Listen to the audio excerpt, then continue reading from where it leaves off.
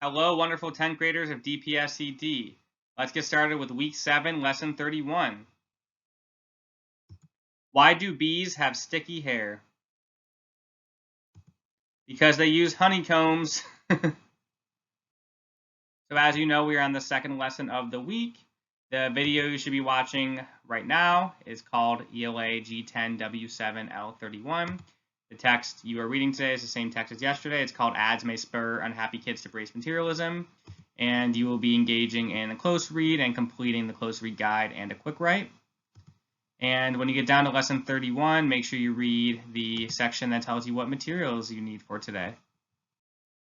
The learning target for today is I can complete close read annotations to help analyze how an author persuades the reader with rhetoric, logos, and the impact it has on a story.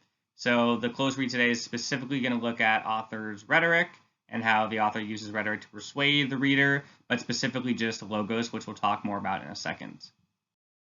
Let's talk about the read, think, talk, write protocol for today. For the read section, you're going to reread paragraphs 4 through 9 and 15 through 23 of the text. We'll use these paragraphs to help us analyze the author's rhetoric. And then you're also going to complete the close read routine, which consists of annotate, question, and conclude.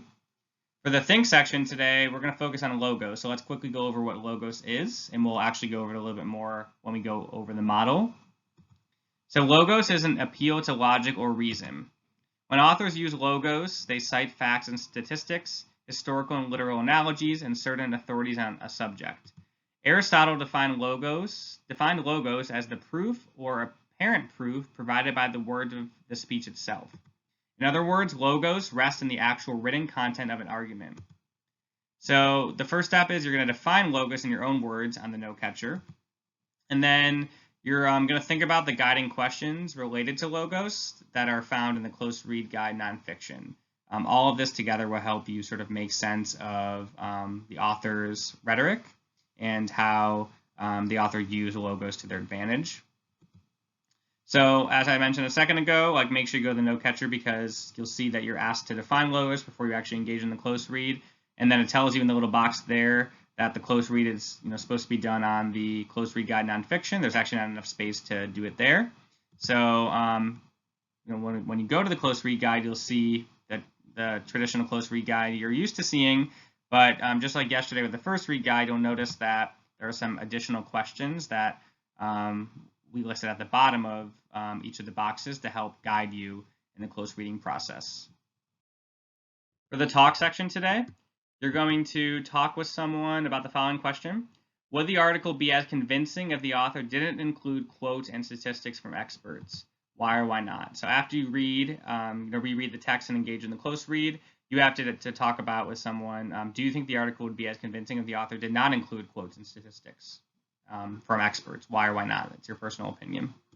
And then for the writing section today, you're going to pick a paragraph from the text that grabbed your attention. It can be any paragraph. It doesn't have to be one of the paragraphs that you reread today, but I think it probably will be because you're focusing on those a lot. And then on your note catcher, you're going to complete the quick write. So you're basically going to explain why you chose that passage and the power it had on the overall text. So you'll see in the note catcher that it just describes everything I just described for the quick write, but there's not enough space to actually write the quick write. Your quick write there, you'll actually go back to the close read guide and you'll see a whole box that says quick write, and that's where you'll write your response. The closing today is pretty standard. You're going to share your writing with someone, which should be their quick write, and then you're going to read a book for 20 minutes, and you'll go back to the reading log and put all this information in the reading log. So the model today will be around the close read that you have to do, specifically looking at logos that the author uses. So I wanted to quickly go over the assignment again, just so we're all on the same page of what you have to complete. So for the read section, you have to reread paragraphs 4 through 9 and 15 through 23 and complete the close read routine. For the think section, you have to just remind yourself what logos is and read this paragraph here and then define it in your own words, the note catcher. But I wanted to, even though we went over it a second ago, I want to actually just sort of reiterate a few things about logos to make sure that it's clear with everyone before we engage in the close read. So logos is an appeal to logic or reason. Basically, an author will, use logos or build logos when they're trying to make a logical or reasonable argument. Examples of logos are like facts and statistics, historical and literal analogies, and certain authorities on a subject. So it's basically anything that is going to get the reader to have a logical connection to the text. And oftentimes that's done through like facts and statistics, because you can't really like argue facts or statistics. Historical and literal analogies, because referring to things that are true from the past or of life can obviously make your argument more convincing. And then oftentimes authors will use logos when by building and referring to authorities on a subject, because if like an expert is talking about something, then oftentimes this makes a logical connection in the reader's brain that the expert knows what they're talking about. And then also you're going to think about the guiding questions that are listed on the close read guide nonfiction when you're engaging in your close read. So I wanted to go over those questions with you real quickly, because we're actually going to use these questions when we go through our model for today. So the first question basically says, when you're looking at paragraphs 4 through 9 and 15 through 23, you want to notice what the author is doing to build logos. So notice specifically what they're doing to build logos. Ask yourself why they are including these things. Why would the author use these techniques and build logos here? And conclude whether or not it's effective.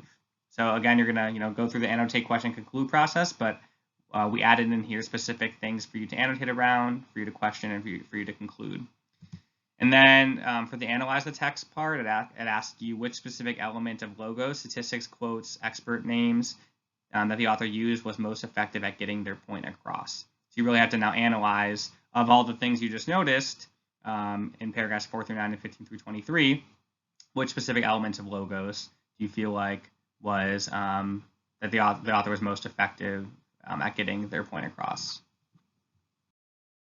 I'm not going to actually model for you the whole close reading process, but I am going to model for you part of the process that I think a lot of you may struggle on. If you're someone who has analyzed for logos before and like other rhetorical appeals that an author uses, like pathos and ethos, then this may be very easy for you. But if you haven't done this before, then it may be tricky. So I'm going to actually look at just paragraphs 4 through 9 with you, not 15 through 23. You'll do that on your own. And we're going to go paragraph by paragraph and read that text over again, read those paragraphs over again. And after a couple of paragraphs, I'll sort of model for you my own pullouts, my own thought process around like what the author did in those paragraphs to build logos to appeal to our logic. And after we go through those paragraphs, then we'll actually complete part of the close read guide. We'll do both the close read the text and the analyze the text, but only for paragraphs 4 through 9. And then I think this will set you up for success to complete the rest of the close read guide, as well as look at paragraphs 15 through 23. All right, let's get started. In the new study, researchers found that, unlike adults, materialistic 8 to 11-year-olds did not become less happy over time. On the other hand, unhappy kids did become more consumed by material possessions, but only if they watched a lot of TV. Okay, so I wrote building authority by referencing new study and comparing groups. Remember, like if you look at the definition of logos at the bottom here, logos can be relating to authority. Like oftentimes authors will build logos and use logos to appeal to logic or reason by referring to authority figures or experts on the subject. And in these first two paragraphs here, in paragraphs 4 and 5, they don't reference a specific expert, but they do reference a previous study that looked at something similar to this. And they also compare like information of groups from like adults to children. So that just shows that obviously there's been a lot of like talk of this topic before, and the fact that the author was intentional enough to talk about previous studies in this area shows that they're like doing a lot here to try to build authority, to build authority to appeal to our logic and reason. Like they could have just jumped in and said this fact without referencing the study, a previous study, but that reference was intentional to really just appeal to our logic or reason, in my opinion. All right, let's keep reading. The findings which appear in the journal Pediatrics point to links among unhappiness, TV, and materialism, though they cannot prove that TV is the villain. There they refer to another journal, Pediatrics. The results do suggest, however, that the ads might teach children that possessions are a way to increase happiness. Study leader Susanna J. Opry, a research associate at the University of Amsterdam in the Netherlands, said in an email, to help guard against the possibilities, she suggested that parents help kids adopt a healthy skepticism toward consumer ads. So in these paragraphs we just read, like the authors acknowledging limitations, that the findings point to a link among unhappiness, though they can't prove that TV is the villain to that link. And the results do suggest that the ads might teach children that possessions are a way to increase happiness, but it's not like for sure. So they acknowledge the limitations of the study and that it's not like there's no conclusive evidence.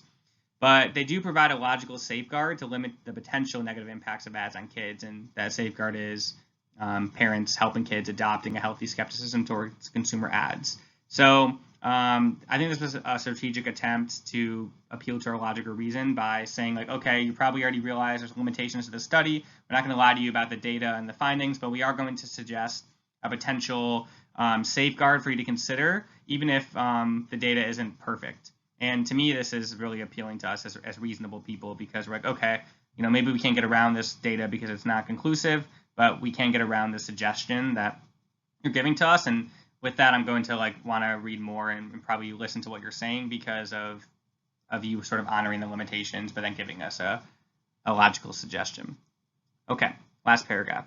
The findings are based on 466 Dutch children between the ages of 8 and 11 who took an online survey 2 times. 1 year apart. On both occasions, the kids answered questions about life satisfaction, how happy they were at home, at school, in their relationships, and with themselves. So here, I really think they're the authors using logos by building authority again, because they're describing the well thought out details of the study. And later on, in another lesson this week, you're going to have the chance to sort of pick apart how effective this research study was, but the author is intentionally describing all the details of the study because they know people that are reading this are probably going to be like, oh, whoa, that study, how was that study legitimate? I want to learn more about what actually happened. And so here they're building authority by showing us they took the time to actually, study over 450 kids of different ages. They were intentional about the survey they used. They wanted to make sure they had one with questions at the beginning of the study and one at the end. With the same questions to see how much the children change in their answers, and again, the questions really just measure different aspects of the kids' life satisfaction, how happy they were at home, at school, in their relationships, and with themselves. So again, I really think the author is trying to build authority here. So the next part is to go back into the close read guide and work through the annotate, question, conclude part. But I'm just sort of going to list out what my general pullouts were from everything I read from paragraph 4 through 9, and then you can actually go back and work through the annotate, question, conclude part. So I wrote paragraphs 4 through 9, no facts or statistics listed yet, but the author uses logos by building authority on the topic matter. She openly shares the limitations of the study, but uses logical and widely accepted generalizations to describe how the research is still valid and worthy of further exploration and discussion. So there haven't really been a lot of statistics or facts listed yet. They do refer to this general notion that unhappy kids, maybe do become more unhappy over time because of material possessions, and that adults happen to show more of the negative effects of materialism than kids do. So they do refer to some general facts that they're hoping that the reader of this text understands, but they don't really specifically talk about statistics or facts or reference them. But I really think the author here is trying to build authority by talking about previous studies that have been done in this area, by referencing widely accepted journals like Pediatrics, and by going through all the details of the study to show that they did their due diligence in making sure the study was as representative and fair as possible. Although you will get a chance later on to take a stance on that and basically decide on your own if you feel like the study actually was legitimate. But for right now, in the close read, I think that it's clear that the author intentionally listed out the details of the study for us to really just be like, wow, the author really is building authority here. They did their due diligence, and there's a lot that went into this study. Now, for the analyze the text part, it asks you to think through what specific elements of logos the author uses most effective at getting their point across. I can't speak to the whole text yet because I've only looked at paragraphs 19 through 23 with you. Sorry, paragraphs 4 through 9 with you. You're going to do 15 through 23 on your own. But I'm going to go through like what I did find to be effective in each paragraph.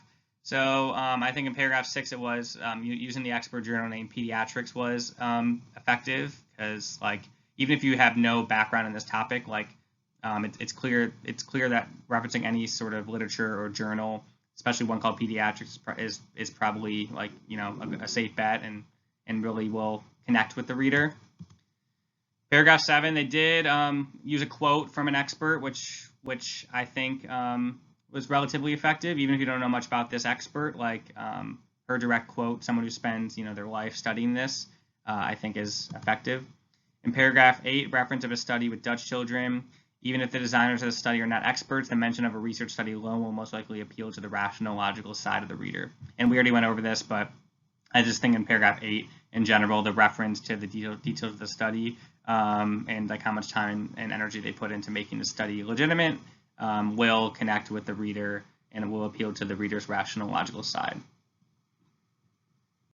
So as you saw, the model was only just a small portion of the close read. You really have to go back and go through the whole annotate, question, conclude process, not just for the set of paragraphs that we read together, but also the other paragraphs that are identified to you in the lesson plan. So make sure you do all of that. Also read the rest of the lesson plan to make sure you're completing all the other components of the lesson for today, because you want to make sure you get everything done.